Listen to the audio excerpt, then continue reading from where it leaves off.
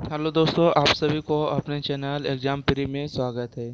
तो चलिए आज क्लास 12th का संपूर्ण क्रांति लेकर आए। ठीक है, अगर इसका लेखक परिचय नहीं देखें तो आप पहले उसको देख लीजिएगा। ठीक है, तो हम संपूर्ण क्रांति के बारे में बात करेंगे, जिसके लोक नायक लिखने वाले हैं जयप्रकाश नारायण। ठीक है, इसको जो संपूर्ण क्रांति जो लिखे हैं जयप्रकाश नारायण लिखे हैं। ठीक है, और जो रचित किया गया संपूर्ण क्रांति पाठ से ही ले गया। अब बात करें तो जय संपूर्ण क्रांति आपको वहाँ पर बताए थे, ये भाषण है। ठीक है, ये भाषण दिया गया था 5 जून 1974 ईस्वी में। ठीक है, आप जानते हैं पटना के गांधी मैदान में दिए गए थे। तो देखिए, संपूर्ण क्रांति जो हो जाता है आपको एक भाषण के रूप में है। ठीक है, संपूर्ण क्रांति क्या था? भाषण है। भाषण कब दिया गया? तो भाषण दिया गया आपको 5 जून 1974 ईस्वी में। और भाषण कहाँ दिया गया? तो पटना में दिया गया, पटना के गांधी मैदान में दिया गया। ठीक है, और बात करें तो जयप्रकाश नारायण के ऐतिहासिक भाषण के एक अंश है। ठीक है, देखिए जयप्रकाश नारायण ने बहुत सारे ऐतिहासिक भाषण दिए, उन्हीं में से एक है संपूर्ण क्रांति। संपूर्ण क्रांति एक पुस्तक, वो किताब के रूप में प्रकाशित हो चुका। ठीक है, संपूर्ण क्रांति जो है एक पुस्तक के रूप में प्रकाशित हो चुका। बात करें तो यह भाषण छात्र के आंदोलन के दौरान दिया था। ठीक है, यह भाषण जो है छात्र जब आंदोलन हो रहा था उस दौरान भाषण दिया था। पटना गांधी मैदान में उपस्थित लाखों लोगों ने उसी समय जात पात, तिलक दय और भेदभाव छोड़ने का विचार किया। जब जयप्रकाश नारायण जी गांधी मैदान में, पटना के गांधी मैदान में जब भाषण दे रहे थे, उस समय सभी लोगों ने मतलब कि विचार किया कि जाति पाति, तिलक दहेज और भेदभाव क्या कर देंगे? छोड़ देंगे। हजारों लोग ने अपने जनेऊ को तोड़ दिया। जो जाति धर्म के पहने होते हैं ना जनेऊ, उसको तोड़ दिया। नारा जोर जोर से गूंजने लगी, जात पात छोड़ दो, तिलक दहेज छोड़ दो, समाज के प्रभाव को नई दिशा मोड़ दो। यह नारा गूंज उठा। आपको पता होगा जयप्रकाश नारायण जो थे पॉलिटिशियन थे। ठीक है, तो भाषण दे रहे थे यानी कि जनता के हित में। तो बोल रहे थे सभी जनता कि जात पात छोड़ दो, तिलक दहेज छोड़ दो, समाज के प्रभाव को नई दिशा मोड़ दो।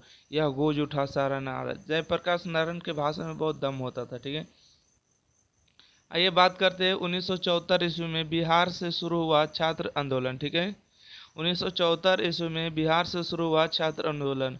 इसका मुख्य कारण था महंगाई। ठीक है, 1974 में आपको पता होगा कि इंदिरा गांधी का शासन था। उस समय इंदिरा गांधी प्रधानमंत्री थे, तो उसी समय जो आंदोलन हो रहा था। ठीक है, महंगाई हो गया, बेरोजगारी हो गया और गरीबी था। ठीक है, तो 1974 ईस्वी में जब भाषण दे रहा था छात्र आंदोलन के द्वारा, तो इसका मुख्य कारण था कि महंगाई हो गया था। ठीक है, और बेरोजगारी हो गया और गरीबी था। इस आंदोलन का मुख्य उद्देश्य था तत्कालीन सरकार को हटाकर भ्रष्टाचार मुक्त सरकार की स्थापना करें। ठीक है, इसका एक ही उपाय था कि जो सरकार है उसको भ्रष्टाचार होकर उसको क्या करना? हटाना है और नया सरकार की स्थापना करना है। भाषण के दौरान नेहरू जी का उदाहरण दिया गया। जब भाषण जयप्रकाश नारायण जी दे रहे थे तो उसका उदाहरण किसके रूप में दिया? तो नेहरू जी के रूप में दिया।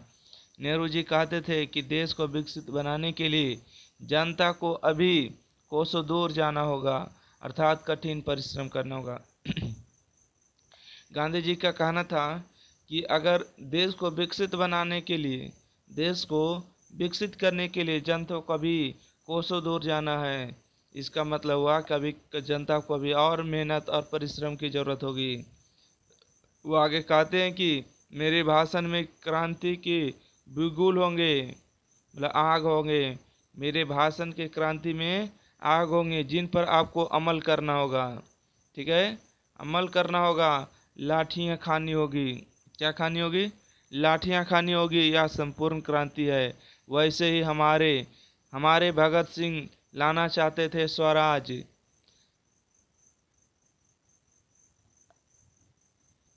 ठीक है, हमारे भगत सिंह क्या लाना चाहते थे? स्वराज।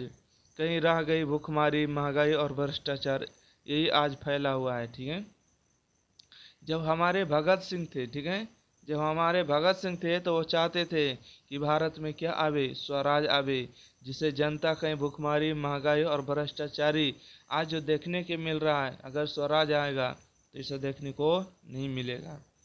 वही कहते हैं कि शिक्षा पाकर व्यक्ति ठोकर खाता फिर रहा है। अगर कोई व्यक्ति शिक्षा है पा लिया है, कोई व्यक्ति पढ़ लिख लिए फिर भी क्या खा रहा है, ठोकर खा रहा है। कहता है कि कांग्रेस गरीबी हटाओ के नारे जरूर लगाते लेकिन गरीबी हटाती नहीं। देखिए जयप्रकाश नारायण जी कह रहे हैं कि कांग्रेस लोग जो है गरीबी हटाओ का नारा जरूर देते हैं। 1974 में जब 1971 में जब आम चुनाव हुआ था तो इंदिरा गांधी ने बोला था कि गरीबी हटाओ का नारा देते हुए पूरा क्या हुआ था, प्रधानमंत्री बन गया था।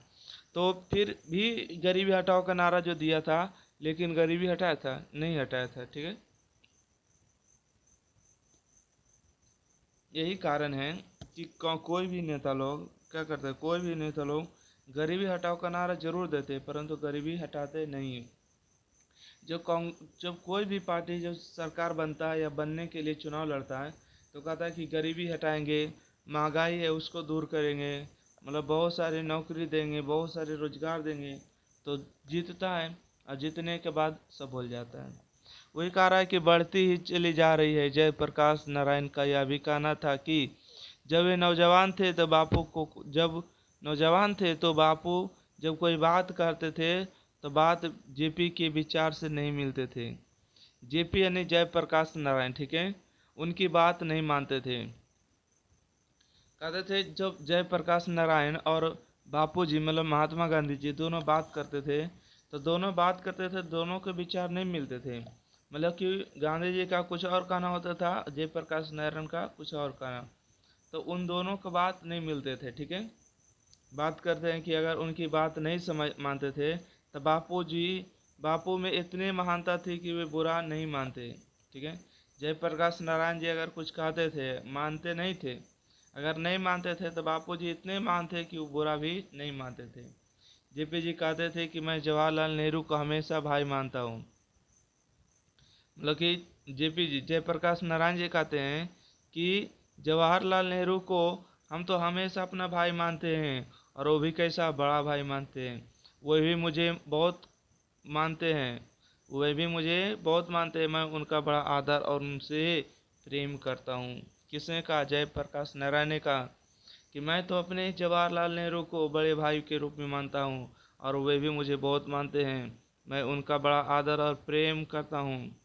तो नेहरू जी भी बड़ा ही स्नेह था, नेहरू जी का बड़ा ही स्नेह था मुझ पर, मैं भी उनकी आलोचना करता था। कहाँ बोल रहे? भाषण में बोल रहे। ठीक है, जब पटना में के गांधी मैदान में भाषण दे रहे थे उस समय बोल रहे थे, मैं भी उनकी आलोचना करता था लेकिन बड़प्पन था कि कभी बुरा नहीं माने। संघर्ष समितियों से जयप्रकाश नारायण की यही अपेक्षा थी कि उसका काम केवल शोषण से संघर्ष करना नहीं है बल्कि उनका काम तो समाज के हर अन्याय और अनीति के विरुद्ध लड़ना है। किनका कहना था? गांधी जी का कहना था कि मेरा संघर्ष नहीं बल्कि उनका काम तो समाज के हर अन्याय और अनीति के विरुद्ध लड़ना होगा, और जो इस प्रकार संघर्ष और समितियां सरकार से लड़ रही है वह सिर्फ लोकतंत्र के लिए नहीं लड़ रही है बल्कि समाज, आर्थिक, नैतिक क्रांति अथवा संपूर्ण क्रांति की एक महत्वपूर्ण काम करेगी। ये सच्चा है।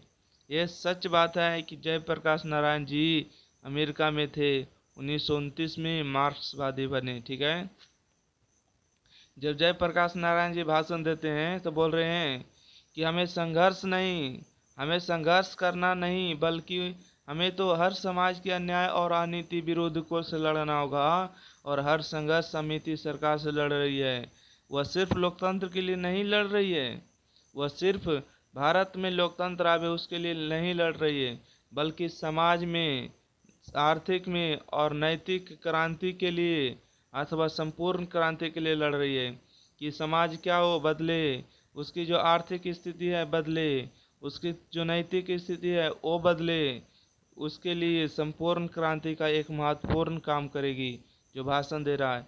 ये सच बात है कि जयप्रकाश नारायण जी जब अमेरिका में थे तो 1929 में वे मार्क्सवादी बने। तो आपको पूछेगा कि बताइए कि जयप्रकाश नारायण जी मार्क्सवादी कब बने? तो 1929 ईस्वी में। ठीक है, 1929 ईस्वी में याद रखिएगा। कहते कि वे भारत लौटे तो घोर मार्क्सवादी थे। ठीक है, जब अमेरिका से भारत लौटे तो घोर मार्क्सवादी थे और कांग्रेस में दाखिल हुए। ठीक है, जब अमेरिका से भारत लौटे तो देखा कि घोर मार्क्सवादी चल रहा है, तो और कांग्रेस में जाके क्या हो गए, शामिल हो गए। वे कम्युनिस्ट पार्टी में शामिल इसलिए नहीं हुए क्योंकि लेनिन द्वारा कही गई बात उनकी अच्छी तरह याद थी। देखिए, जब अमेरिका पढ़ने गए थे जयप्रकाश नारायण, तो लेनिन की कुछ बातें वहाँ पर लिखी गई थी, उनकी पुस्तक। ठीक है, तो ये कहती है कि कम्युनिस्ट पार्टी में, क्या कांग्रेस पार्टी में इसलिए दाखिल हुए कि उन्हें कुछ अच्छा करना होगा, और कम्युनिस्ट पार्टी में इसलिए शामिल नहीं हुए क्योंकि लेनिन द्वारा बताई गई बातें उनको अच्छी तरह याद थी। लेनिन ने यह बताया कि जो देश गुलाम हो वहाँ के कम्युनिस्ट हरिगिज वहाँ की आज़ादी की लड़ाई से अपने से अलग नहीं रखना चाहिए। ठीक है, देखिए लेनिन ने बताया था, लेनिन ने क्या बताया था, लेनिन ने बताया था कि जो देश गुलाम है, जो देश गुलाम हो वहाँ के कम्युनिस्ट हरगिज वहाँ की आज़ादी लड़ने से अपने को अलग नहीं रखना चाहिए।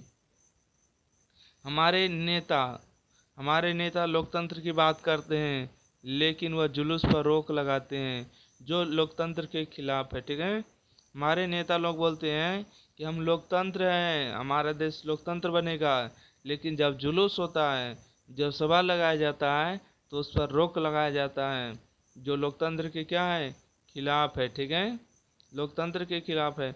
लेखक के अनुसार अन्य देशों में प्रेस तथा पत्रिकाएं प्रतिनिधित्व पर अंकुश लगाती है, लेकिन हमारे देश में इसका बहुत अभाव है। जयप्रकाश नारायण जी का ये भाषण मंत्र मुग्ध करने वाला था। कहने का मतलब हुआ कि लेखक कहते हैं कि हमारे देश में जो है प्रेस मतलब कि न्यूज जो होते हैं, न्यूज चैनल और न्यूज जो पत्र न्यूज छपते हैं, उसका प्रतिनिधित्व पर अंकुश लगाते हैं, उसको जो छापने के लिए नहीं देता है, लेकिन हमारे देश में बहुत अभाव है। हमारे देश की जो मीडिया होती है, मतलब कि 161 नंबर पर है, समझ सकते हैं मीडिया कितने नंबर पर गिर गए। मतलब 180 देश में से 161 देश की मीडिया में प्रेस और पत्रिका न्यूज जो चैनल चलते हैं। ठीक है, तो समझिए हमारे देश में पत्र और पत्रिकाएं पर कितना प्रतिनिधित्व अंकुश लगा रही है। ठीक है, बहुत सारे 161, आपको ये नहीं समझिएगा कि 180 नंबर में 161 नंबर है, नहीं, ये मतलब कि आपको 180 नंबर में 161वें नंबर पर है। ठीक है, ये बुरी बात है। आपको 1 2 3 4, ये अच्छी बात है कि 1 2 मीडिया है, वहाँ पर प्रेस की स्वतंत्रता है, यहाँ पर प्रेस की स्वतंत्रता उतना नहीं है। ठीक है, इसलिए हमारे मीडिया 161 नंबर पर अभी चल रही। आइए, तो ये कहते हैं कि हमारे देश में बहुत अभाव है। जयप्रकाश नारायण जी का ये भाषण जो था मंत्र मुक्त कर दिया, आज सुनने वाले सुनते रह गए। तो चलिए, इसी में लगता है क्वेश्चन आंसर भी हो जाएगा, तो देख लेते हैं। ठीक है, या तो अगले वीडियो में देखेंगे क्वेश्चन आंसर को। ठीक है, रहने देते हैं, क्वेश्चन आंसर अगले वीडियो में देखेंगे। ओके, तो वीडियो अच्छा लगे तो लाइक शेयर, चैनल को सब्सक्राइब करिए, लेखक परिचय इसका जरूर देखिएगा। ठीक है, थैंक यू।